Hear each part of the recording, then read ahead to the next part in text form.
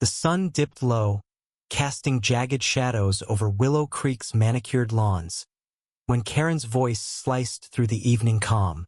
"Show me your ID, old man," she barked, clipboard clutched like a weapon, her eyes narrowing at the gray-haired figure watering his roses.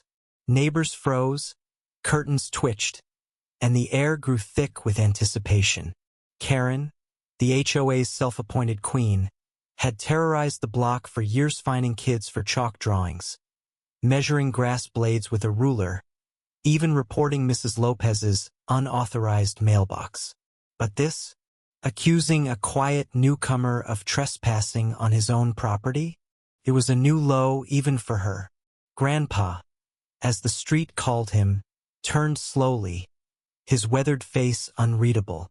"Ma'am, I live here," he said, voice steady as stone. Karen scoffed, jabbing her pen at him. "Prove it, or I'm calling the cops." The crowd gasped, sensing a storm brewing. Grandpa's calm ignited Karen's fury.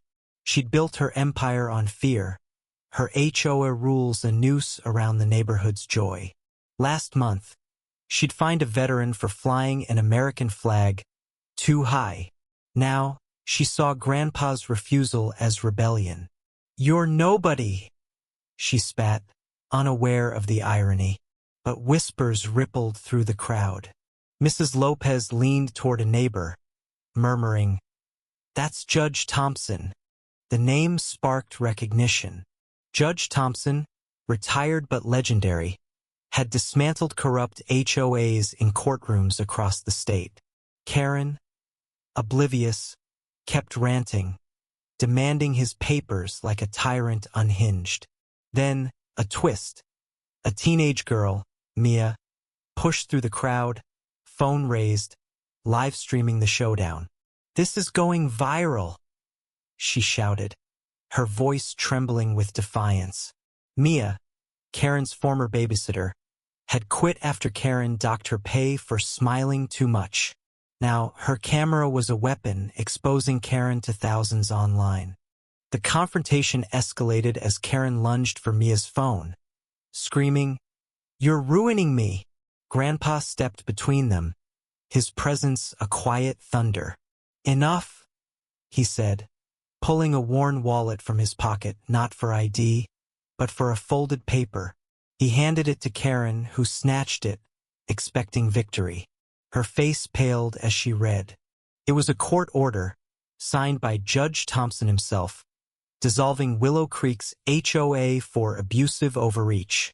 The crowd erupted in cheers, phones flashing, capturing Karen's dawning horror. You're him?" she stammered, her clipboard slipping. Grandpa nodded. "You've bullied this street long enough." Mia's livestream chat exploded.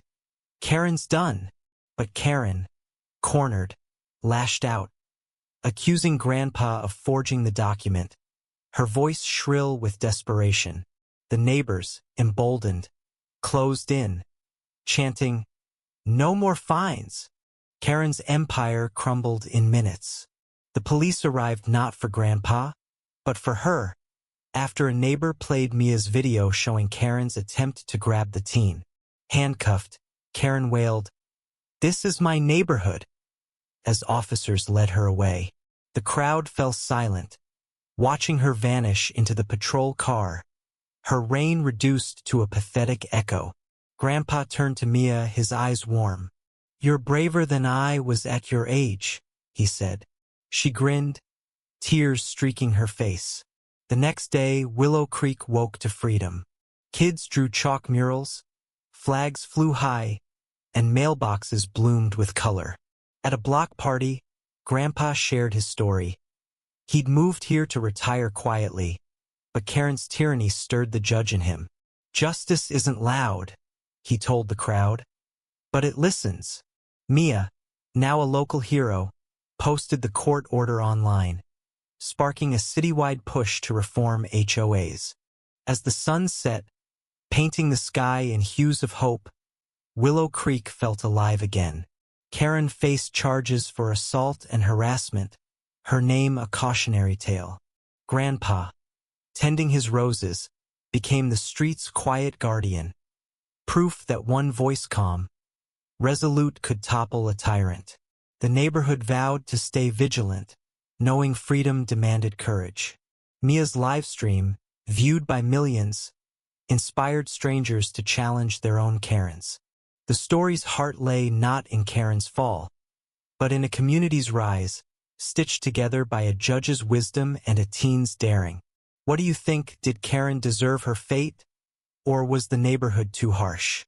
Share your thoughts on justice, courage, and second chances.